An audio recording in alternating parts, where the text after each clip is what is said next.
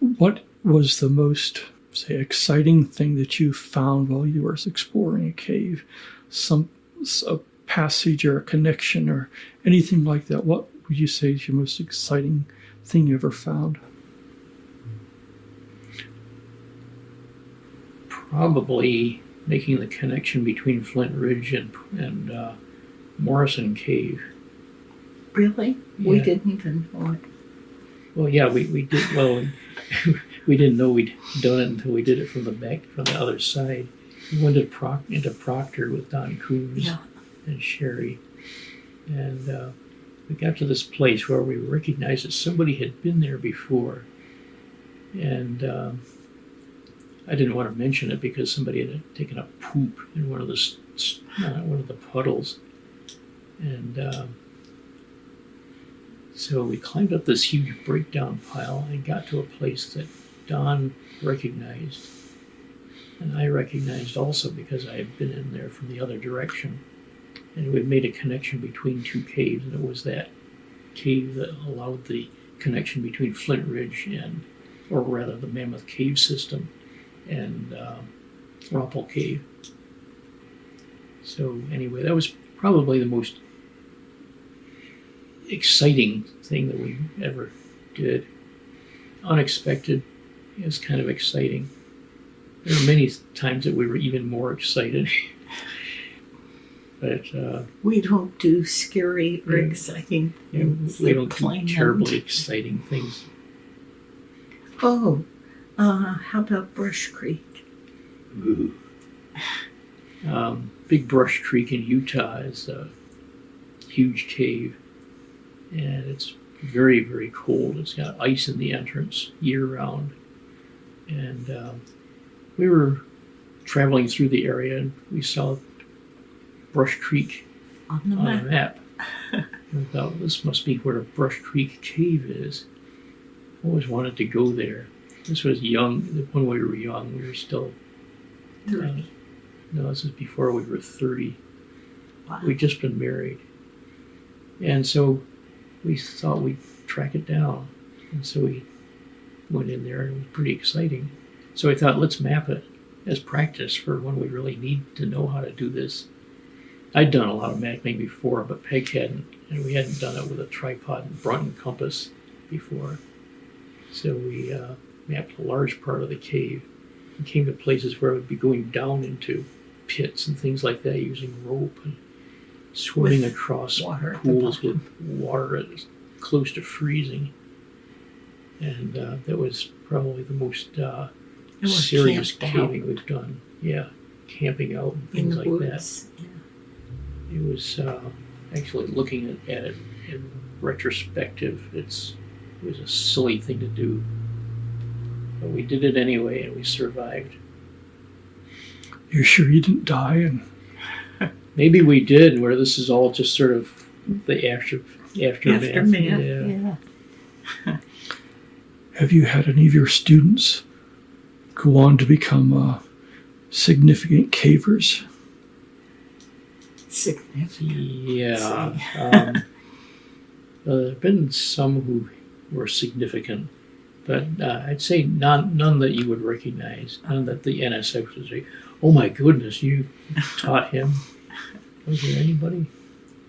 But there are a lot of people who continued on in the field and became pretty well, you taught the Mammoth Cave course, and people who were already well-known showed up. Yeah. Tell me about your Mammoth Cave course at Western Kentucky. Well, there wasn't such a thing until we were asked back in 1979. Nick Crawford of Western Kentucky University asked us, would you be interested in teaching a field course in karst geology at Mammoth Cave? And we thought for a while, like about a microsecond, and said, yeah, sure, we'd be happy to do that. And so the first summer we taught it was summer of 81, I believe it was, or summer of 80. And Nick came in to make sure everything worked out in his yacht. Well, yeah. He and his wife had sort of a Cruiser, cruising type yacht big. and big boat, but it was on wheels. They just brought it to the campground where we were staying, and so they would kind of observe to see how things were going, and they'd go on the field trips too. And so we ran field trips through the Flint Ridge part of the cave and into the Mammoth Cave part, and had a really good time. People seemed to learn things. It worked out quite well. And so we kept doing it every year until about the mid-'80s. And then we started doing it every other year just so that we wouldn't wear ourselves out. And so we kept it up until 2006, or 2000, actually later than that, 2016 was about our last trip. And that worked out very well. A lot of people that we introduced to caving, and a lot of people who were really into it already, who contributed a lot to the course. We met a lot of people.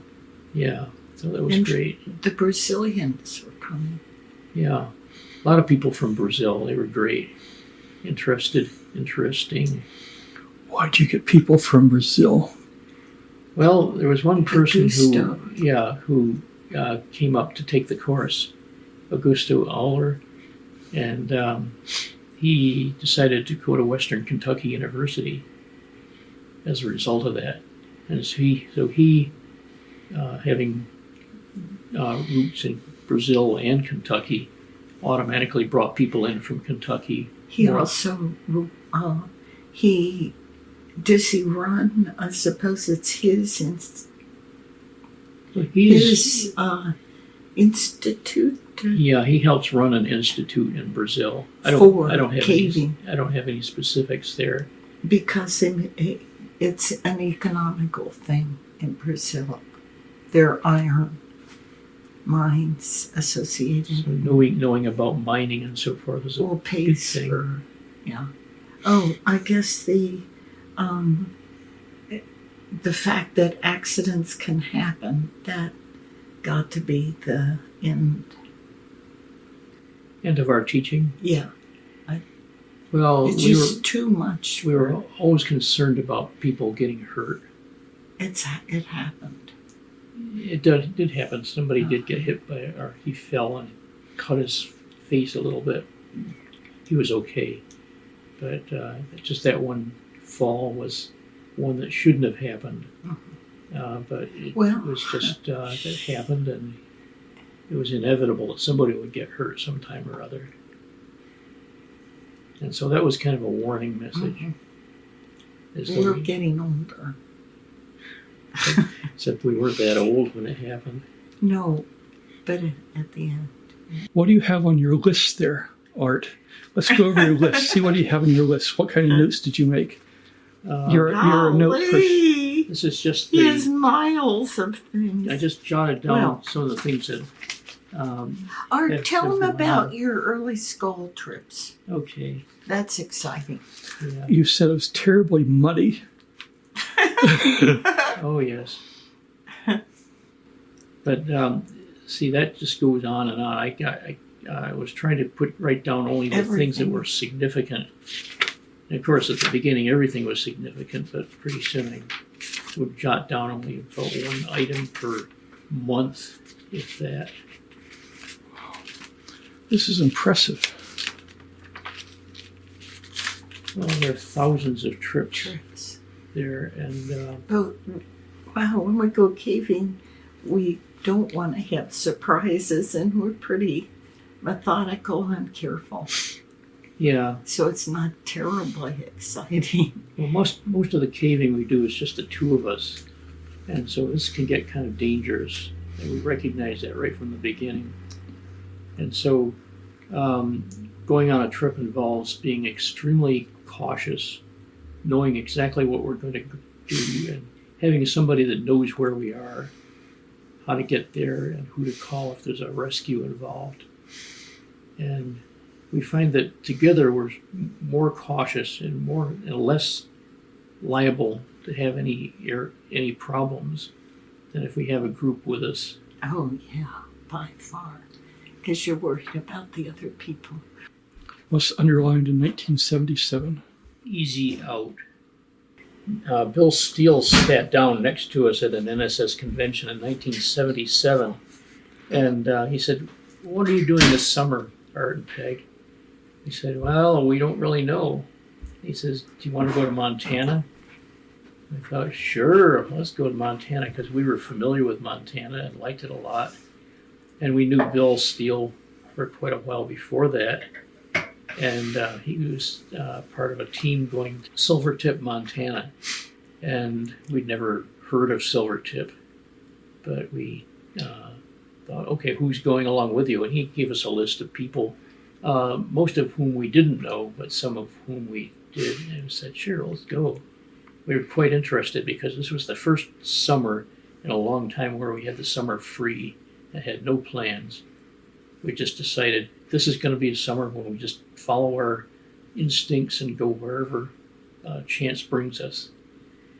He says, Montana, it's up in the Rocky Mountains, high up. The mountain itself goes up over close to 9,000 feet, and it's all bare limestone. And there's a trip there to try to find a big cave. So we thought, this sounds exciting. We've been to Montana before. We knew Bill Steele. We liked the idea of there being unexplored caves in the area. We were used to alpine conditions. So we met the people on the trip. We're kind of not conservative people, but we don't get out into the real world a whole lot. And we met these people who turned out to be wonderful, wonderful people. And they were all hippies.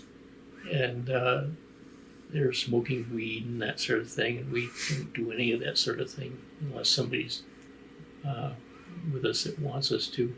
So anyway, we met these people and we thought, oh, this looks like a really good trip. They were all lean and strong and wiry people, able to leap tall buildings in a single bound. And here we were just kind of ourselves. Well, we joined up with the group and we met at the base of at the base camp, and which was Jim Chester's house in Montana. And we got everybody together and everybody kind of met each other and we went up the mountain. We're not terribly good hikers. We do hiking a lot, but not really rough hiking, heavy loads and things like that.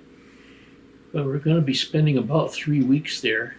And so we needed a tent, and we needed food, we needed equipment for caving and changes of clothes, all that sort of thing. And so on and cameras. We had to haul all of that stuff up the mountain. Well, it was an all-day trip, actually more than a day's trip up the mountain. And it's a pretty long trip. 20 miles. It's more than 20 miles, as the topo map tells you. But of course, going there involves back and forth and all up and down and so forth. And there was the threat of bears. It was just south of Glacier National Park. And any bad bears that get trapped there get sent down to Bob Marshall Wilderness to the south where nobody goes. Well, that's where we were going. So all the bad bears are supposed to show up and greet us. Well, we never did meet a bad bear or any bear of that sort, but they were around us. We could tell. There would be scat that was left for us and things like that, and we could see them at a distance. But it was just one thing to watch out for. And here we are, two totally kind of inexperienced hikers with backpacks that weighed, what was it, about 90 pounds, Peg? And after about 20 feet of walking, I felt as though our legs and hip sockets and knee sockets had been ground to a paste, because just so much weight and so much effort. But the pain went away after a while, as pain tends to go. And so we got sort of separated from people. We knew how to go. At one point, we had to strip down and go across a river, and it was freezing cold water. Got some nice pictures of people going through the water, all kind of naked or close to it. And nobody seemed to mind. And we got spread out, but we knew where we were going because we were following a particularly clearly defined trail. And so we decided it was about time to rest. So we set up camp, and we knew that everybody else was already waiting for us. So we got up early in the morning, as early as we could, and went the rest of the way.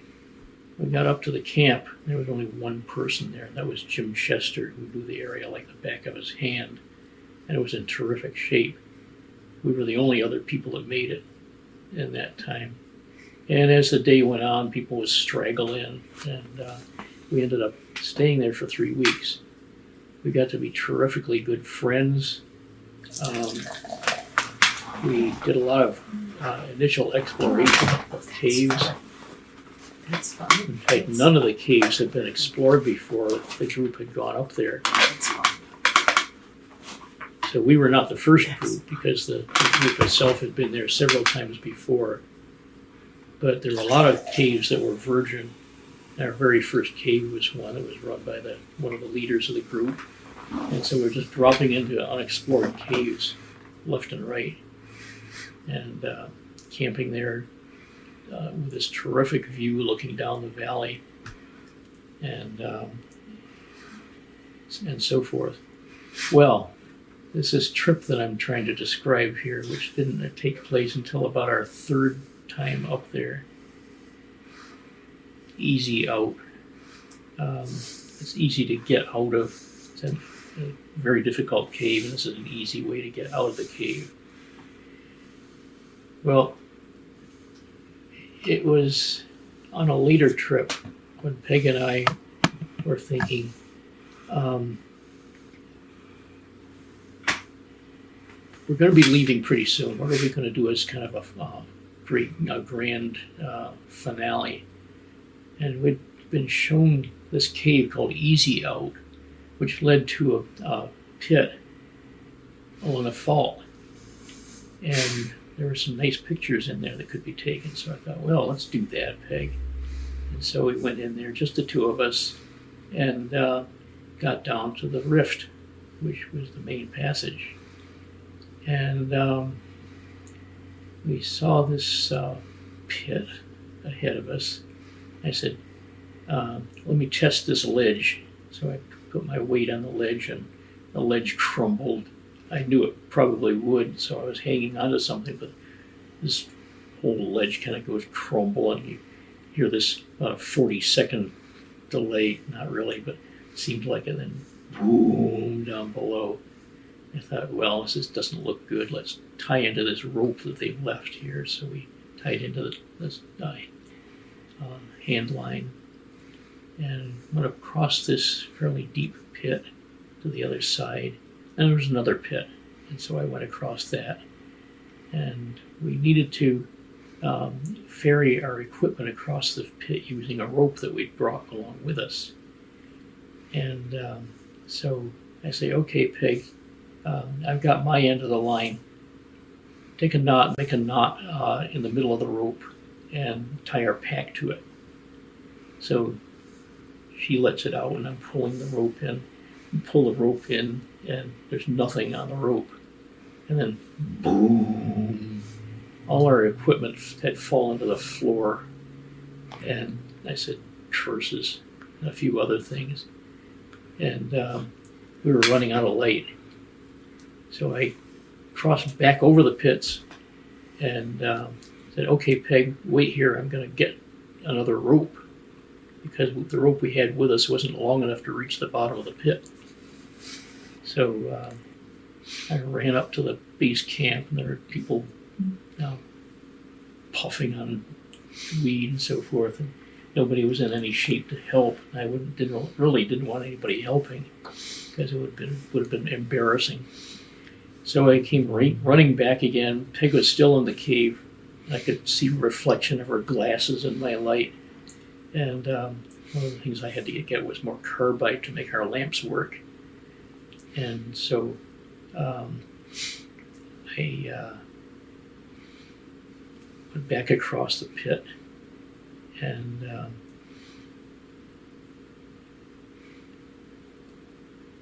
tied the rope off and went down the pit, got to the bottom. It was about 100 feet or so. Got to the bottom and our pack wasn't there. I thought, oh, great. So I thought, oh, well, since I'm down here, I might as well kind of see what's down here. I could see this passage going off, nice virgin passage. I finally went back and was able to find our pack, which looked like all the other muddy things on the floor.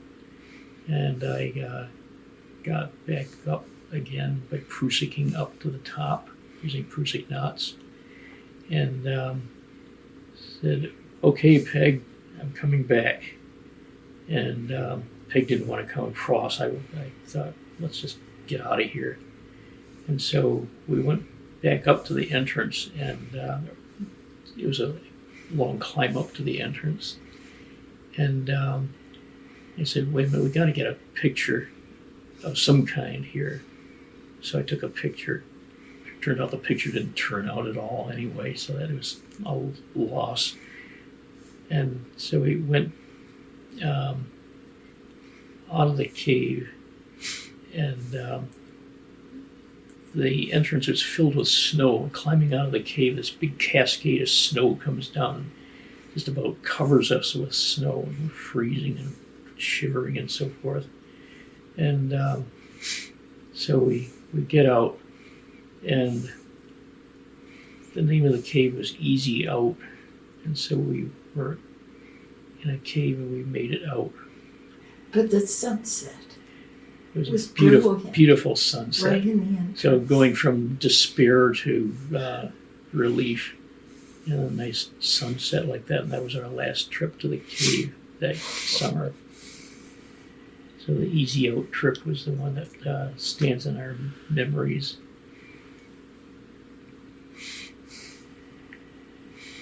Best one, though, was going down